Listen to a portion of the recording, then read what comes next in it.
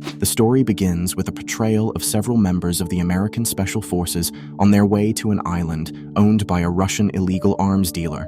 They are heading to the island to rescue a newly captured CIA member from the criminals. Among them is one member, Kinney, who is compelled to join this mission. Kinney is a G-Tech member with the ability to coordinate various air support in combat situations. Before the dive, one member named Bishop warns that this mission will be very dangerous, so Kinney must position himself well during the journey.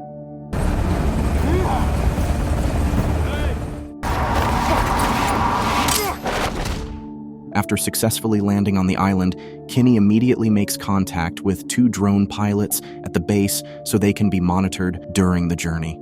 The distance to the target location is about 10 kilometers from the landing point, so Kinney and his team have to walk for several hours to reach the location. During the journey, Kinney starts getting acquainted with his team members, feeling a bit inferior because his comrades are highly trained soldiers who have completed many special missions. Fucking hole in my leg, asshole. I beg nature. After some time of walking, they arrive at the edge of the heavily guarded enemy headquarters. In this mission, they are only focused on rescuing hostages and not on killing unless absolutely necessary. Sugar, the team leader, orders them to scatter to monitor the enemy's movements for some time. Shortly afterward, the owner of the island, who is also an arms dealer, appears with his wife and child.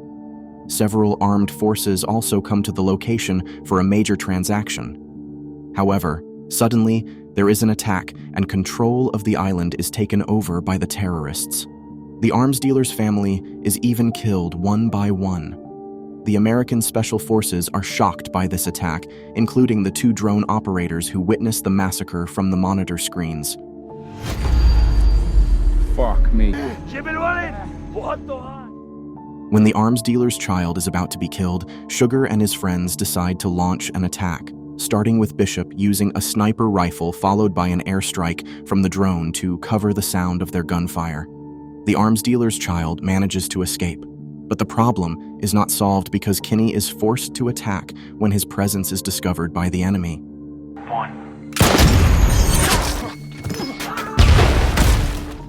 As their position is compromised, a firefight ensues.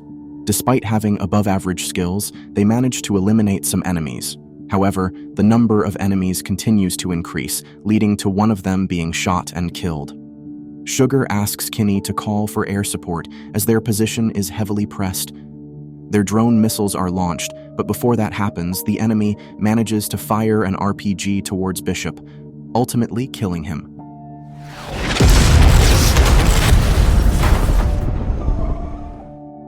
Kinney is unable to save his friends as they continue to be fired upon by the enemy. He even slips and falls from a cliff while trying to escape. After successfully getting away from the enemy's position, he immediately contacts the 2 drone operators at the central base, Captain Russell and his assistant, Chica. Russell is worried after learning about Kinney's condition, having just been assaulted by enemy attacks. Promptly, he arranges an evacuation plan for Kinney and encourages him not to give up. He's on the way. All right. You scan forward. I've got him. A few moments later, Kinney sees several enemies passing close to him. Through the radio connection, Captain Russell provides information about the enemy's movements just a few meters from his position. Fortunately, these enemies are just terrorists transporting goods. However, while in hiding, a guard dog sniffs out his presence and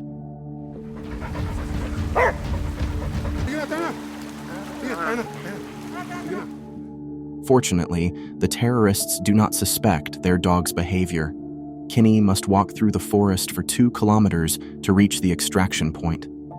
Several hours later, as the day begins to darken during the journey, Russell and Kinney get to know each other, and coincidentally, they both come from the same city.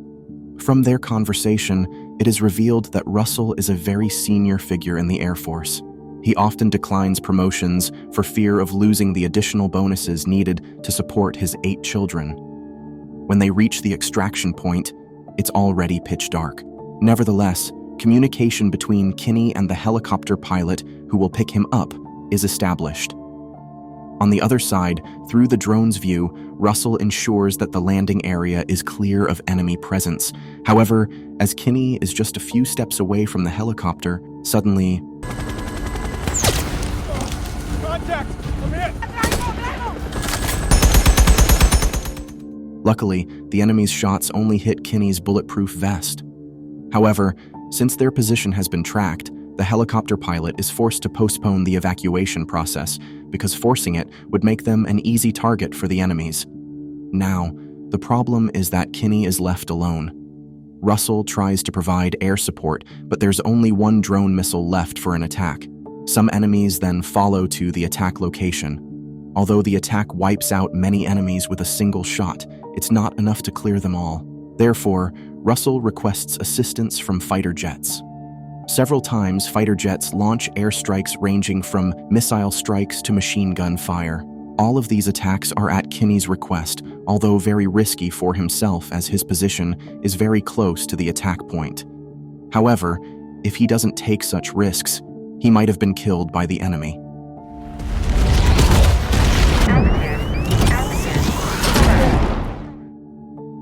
After the situation is safe, Kinney is directed back to a new extraction location. Although not too far away, his position is on a cliff. After resting briefly in the morning, Kinney continues his journey. However, unlucky for him, he slips and falls into the river. Although not injured, his gun falls on top, and the situation worsens when Chica informs him that from aerial surveillance, 3 enemy personnel are approaching his position. Now, the only weapon Kinney has is a pistol.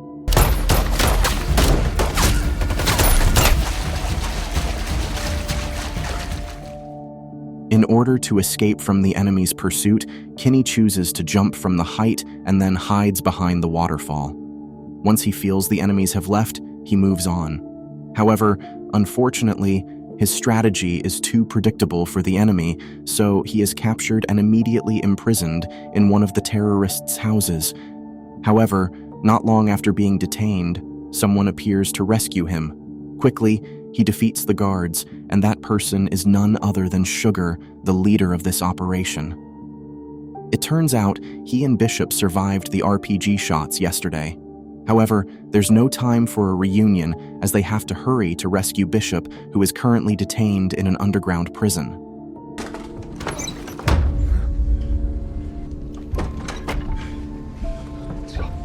Meanwhile, since Kinney was captured by the terrorists, Russell never stopped searching for his whereabouts. He was extremely worried to the point of not resting at all, even after the shift had ended. When he was almost losing hope, Kinney managed to reconnect with the central base after using a used bottle as a radio antenna. Once connected, Russell immediately arranges a new evacuation point for Kinney and Sugar. However, Kinney explains that they still have to save Bishop. He only called the base to request air support.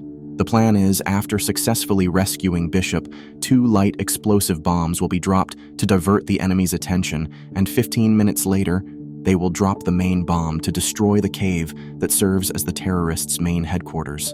After successfully providing the timing and bombing coordinates, the communication device Kinney used ran out of battery, cutting off their communication. All right, we all know the plan. You both did some fun work here. Hope so. Meanwhile, Russell was ordered by his superior to rest because he had been working for 10 hours non-stop. His focus level had decreased over time, so he needed to be replaced immediately. In short, the rescue operation for Bishop begins. Both of them infiltrate the enemy's headquarters and manage to take down each opponent one by one without using firearms to avoid attracting attention. However, it's certainly not easy. Sugar and Kinney have to fight desperately to defeat 2 enemies inside a house. However, cornered, Kinney is forced to open fire.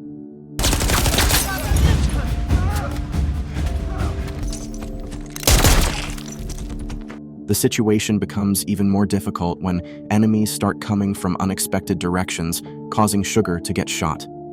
Kinney tries to protect him while also defending himself from enemy attacks. Fortunately, Sugar manages to help him by shooting enemies from behind, but suddenly, the enemies throw a grenade that they cannot avoid. After losing the battle, Sugar and Kinney are captured by the terrorists and imprisoned in an underground jail with Bishop. They reunite in a dire condition, especially Sugar, who is dying after being shot. Kinney panics not because he fears torture, but because this place is about to be destroyed by the airstrike he requested. He tries to warn the terrorists to move them, but instead, the terrorists execute them one by one, starting with Sugar. You're a fucking coward!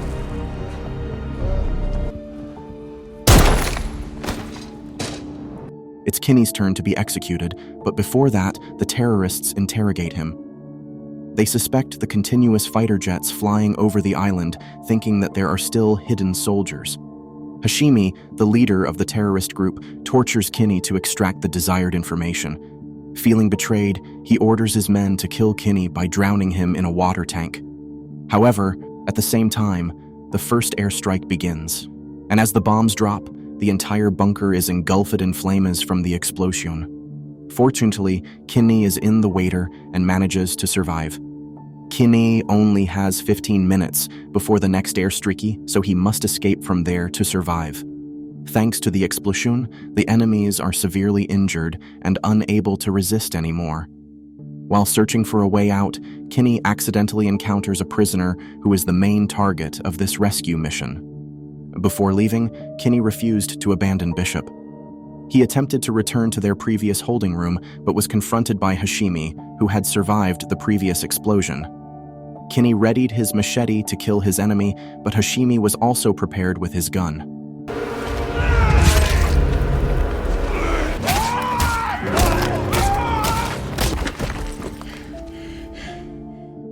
After eliminating Hashimi, Kinney frees Bishop.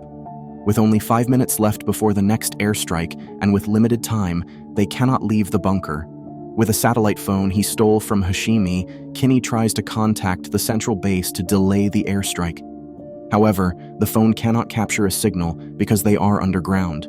When he finally manages to connect, unfortunately, the soldier who answers the call is not focused because he is watching a basketball game. In the end, Kinney can only contact Russell. Russell, who is shopping at a supermarket, initially rejects Kinney's call because it's from an unknown number. However, after receiving a voicemail from Kinney, he realizes that there are only 2 minutes left. Russell panics and tries to return to the base. On the way, he tries to ask for help from his colleagues, but his calls go unanswered. Meanwhile, Kinney and the remaining members manage to find a way out of the bunker, but above the sky, fighter jets are ready to drop their bombs and... Bomb 01 abort! Bomb 01 abort! The operator, on duty, was initially confused by Russell's forceful takeover of his radio, until he finally understood that they were about to kill the soldiers fighting in the field. As a gesture of gratitude, Kinney waved his hand to the sky because he knew that Russell was currently monitoring them from the control center. As a result of the incident, Russell, known for his patience, decided to give a stern reprimand to the guards at the base, including his superiors. How could they not be angry when some soldiers were sacrificing their lives for the country while those at the base were just watching TV? In the end, Kinney and his team were successfully evacuated from that cursed island, although it cannot be denied that their 2 comrades had to sacrifice their lives in this mission. Bishop, who initially underestimated Kinney's abilities, could now only look at him with pride. On the other hand, the success of this mission was also attributed to Russell's extraordinary performance. His hard work was what made Chica always regard him as an outstanding mentor. That's why, on that evening before going home, Chica asked Russell to be her escort at her wedding next week. And with that, the story comes to an end.